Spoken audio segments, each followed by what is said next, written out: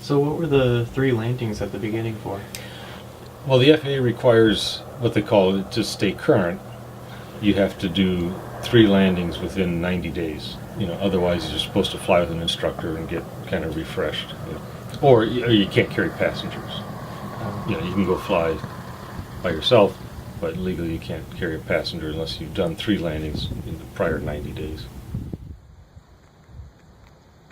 Other than flying away and a little bit of turns and stuff like that, I just came back, landed, and then they kind of changed the requirement. It used to be you could do touch and goes, 3 touch and goes, but with a tail dragger, you got to come to a complete stop. Why is that? Tail draggers are a little more prone to accidents on kind of rollout, so I think they want to make sure you're, proficient on that.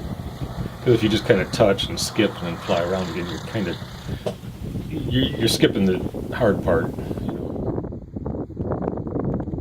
And I really should work on,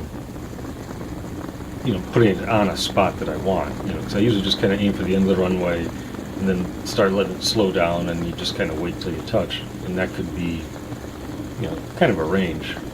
Whereas if I worked it harder and was more precise, I could get everything to kind of balance out, between the speed and altitude and correcting for wind, and it's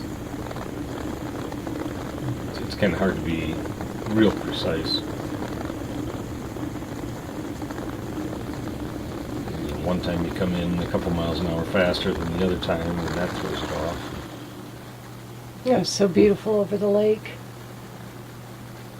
Somebody said they'd flown over the lake like a week or so earlier, and none of this loose pack stuff was there. So like the wind had blown it across the lake, and it just piled up. Looks like it's got some kind of like trenches going on the beach. Well, what's kind of neat, is the beach is actually only along there, and this is ridges of ice and sand. So, what there had to been, there must have been like one bad storm piled this up, and then ice built up, and then another storm came and piled up another ridge, and which is kind of what we had all January and February, So, the beach is actually still back here when all that melts. That's all it'll be. It was so cool. It was so beautiful the way that like shards of ice came up and hit, and just they were so blue and so pretty. Unusual color. I thought I hadn't seen it ice that blue like that, anyways. But yeah, I guess that stuff will move around with wind and storms.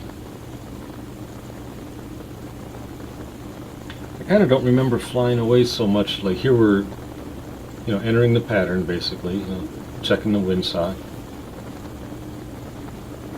and then there's so much more video of just kind of flying around. But maybe it's probably checking the windsock and then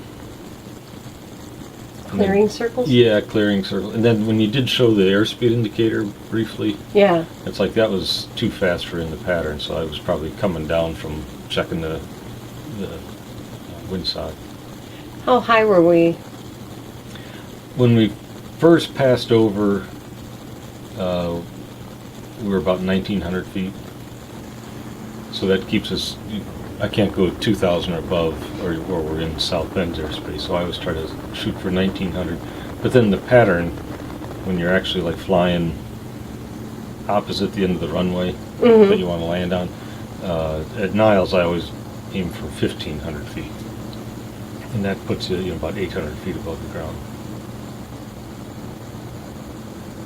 And that's another factor, is like they always say you can't make a good landing from a bad approach. And, it starts from downwind. You want to be right on that altitude. You want to be right at, you want about 100 there. And then remember, like I said, I'm going to pull the power. You get opposite the end of the runway, pull the power back, and you just kind of hold your altitude as the speed bleeds off, because without the power, you're going to start slowing down. And then I like, get it to 90 and then make a turn. And then when you're lining up for the runway, get down to 85, and when you're getting closer, then you want 80, and then coming over the ball diamond or whatever, can start getting slower. But I still didn't get the tail down as low as I wanted. but that runway was a little more into the wind. So we stopped shorter, didn't roll out as far. All in all, a good day. Yeah, yeah. Perfect.